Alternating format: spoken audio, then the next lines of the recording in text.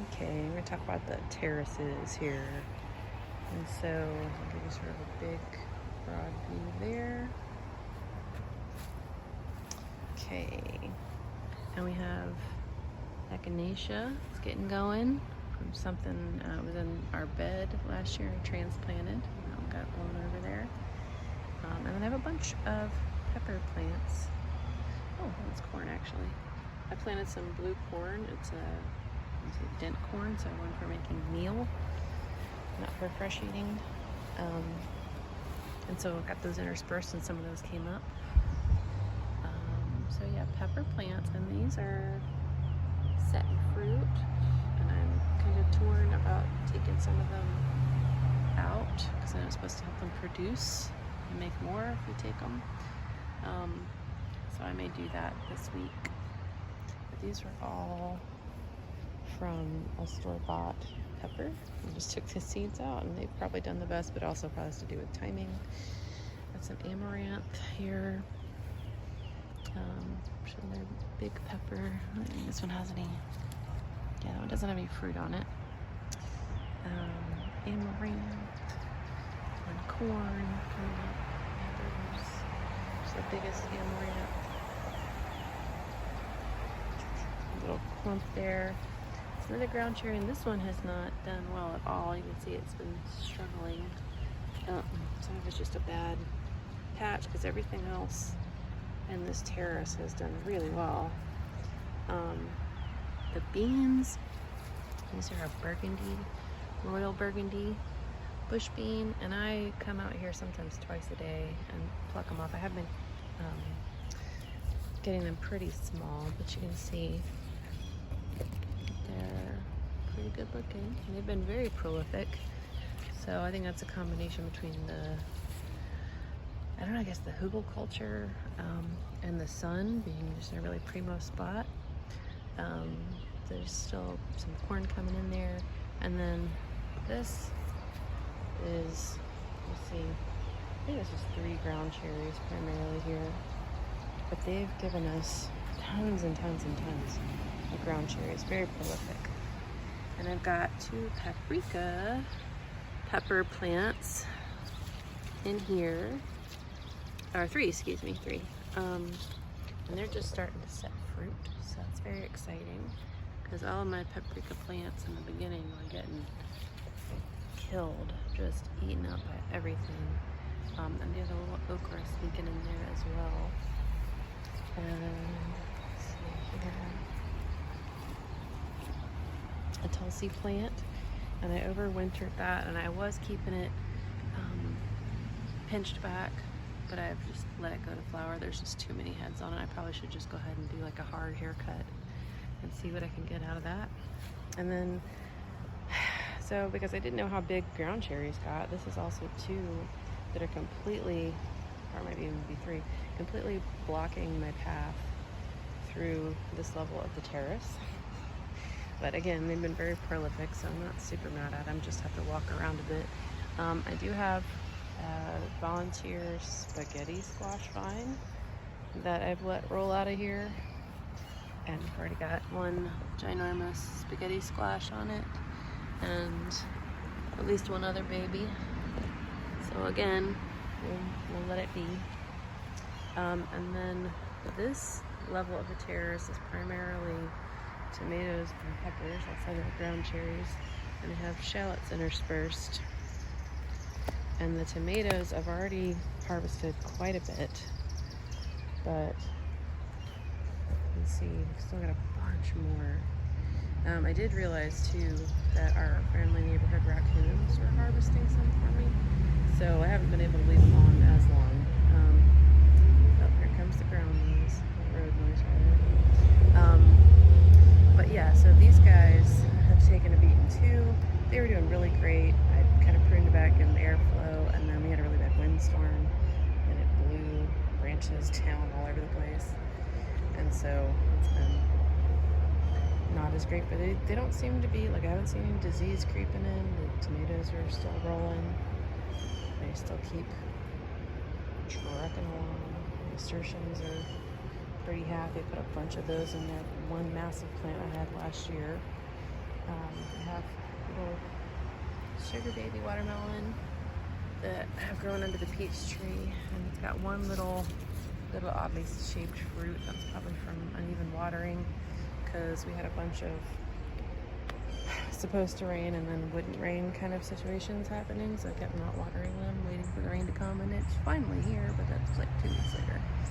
So this is how I figured out that I thought they were taking tomatoes, but there are a lot of them, but they're definitely taking peppers too, because this one had 4 little peppers and I had harvested 2, and I came out literally the next day and they were gone.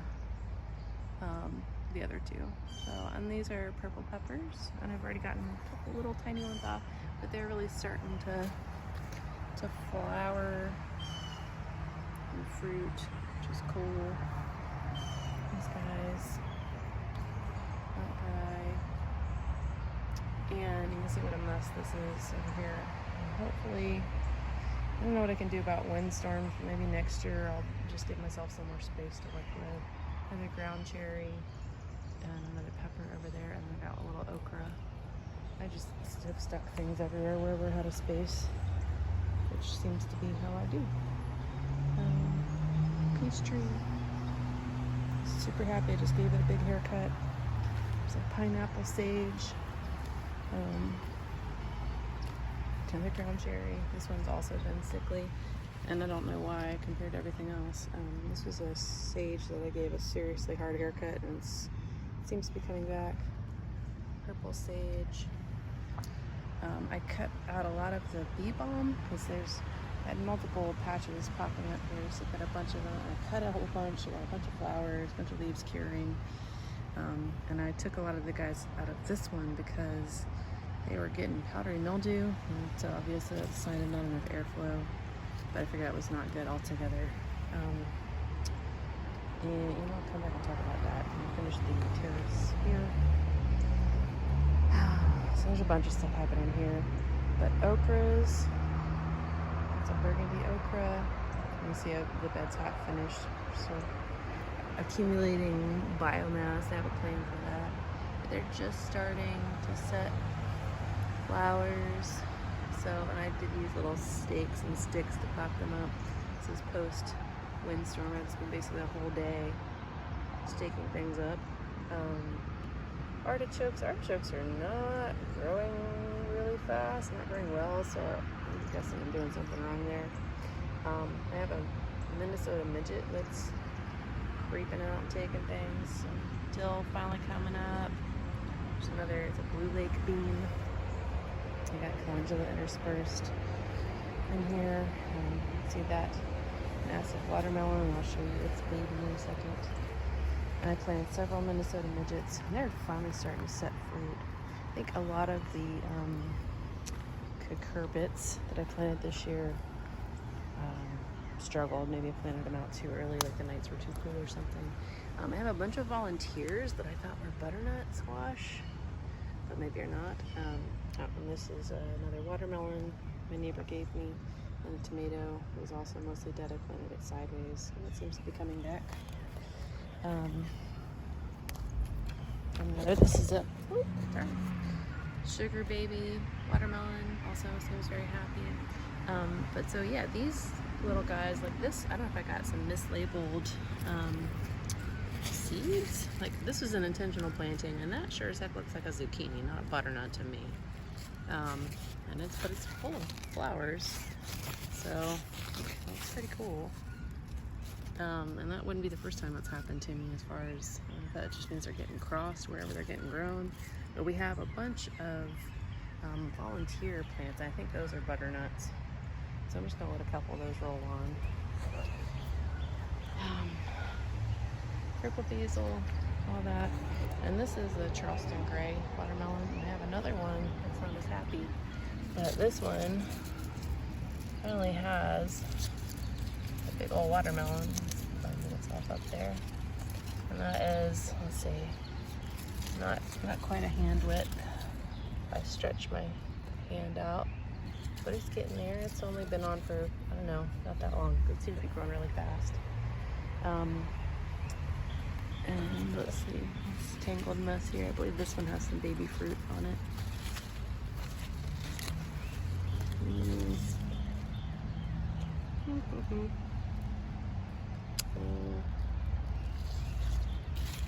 Thought I saw a baby melon on here yesterday. Oh well, anyways, onward. I'll do this part real fast. There's the other Charleston Gray, and I think it was planted, I don't know, like too high. The roots weren't covered enough, so it really wasn't growing. I threw some compost and more mulch on top of it, and ever since then it's been growing happily. So, you know, lessons learned. I had a bunch of borage here. I took a couple out, moved some over there, and we'll see if it recovers, because it was kind of crowding out this fig tree that's finally making a comeback. So don't expect to get any figs off it this year, but at least it's not dead, and you can see it's all sprouted from the bottom, all sort of water sprouts, because I believe that part is just dead. Another ground cherry. There's a bunch happening in this little corner. Again, overplanted this area. Didn't realize everything was going to get to be quite so big. There's a artichoke that's getting crowded out by the ground cherry. Calendula that's getting pushed over by the ground cherry. This little patch of calendula has been super productive. Rosemary that's getting beat up by the ground cherry. Back here, I have some bronze leaf fennel. The hardy kiwi, I think, again, has not been super happy about its placement.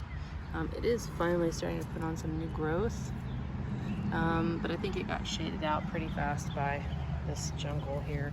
And there was a Charleston Gray that I planted that's withering away. I thought it would grow out and get into the sun before, you know, it got overtaken, but this ground cherry just crowded everything out. And then these, I have some Sumter cucumbers, and I've probably got one little cucumber, and these should be producing by now, I'm pretty sure, despite the weird weather issues we've had this year. So I think they got stunted. That one finally, I've fertilized, I've done all kinds of things. Same thing for, it might just be this, the soil is not great, but it's not super happy. I dug up a bunch of this mint because it was just out of control, like they do. I'll have to do some more. It's popping up here even from where I cut it back, and the evening primrose. I think I probably need to just cut this back. I'm not sure. I think it's about to produce seeds, so it'll probably be wise unless I want it everywhere. Although it was really nice, and it's fully edible and high in omega-3s, I think. All right, so these are green zebras.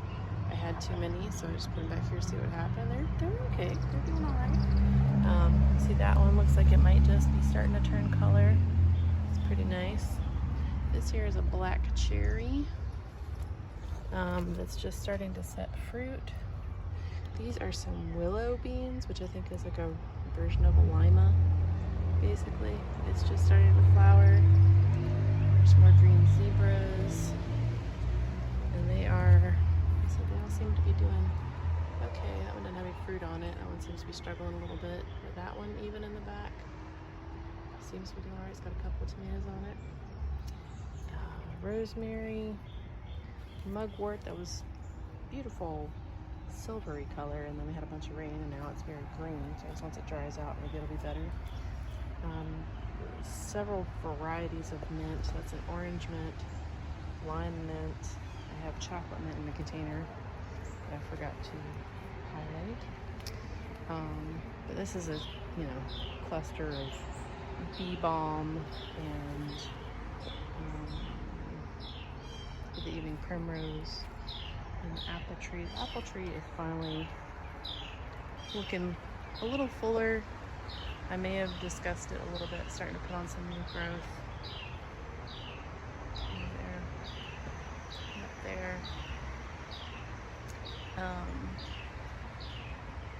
But I believe it has cedar apple rust, because we have a cedar tree with rust, and we had a tree guy tell us that. I was like, oh, that makes sense. So it's going to struggle a little bit. Shouldn't be enough, but I think I sprayed it with a copper spray late, and I think that's what has turned the leaves wonky. rather than just letting it go.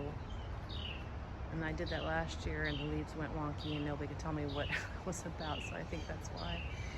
And then super wide shot of the newly manicured peach that I actually need to cut some more out, because that tall center leader is probably not super helpful. Maybe I can leave it, I don't know. But definitely need to get these lower hanging branches out for air circulation. But I didn't want to prune it too hard, because I guess encourages new growth. But so, sharp noise in the background. There is the wide shot of the terrace garden, and this lower level still has nothing growing in it because I figured the vining stuff was going to take it over, and it's working on it.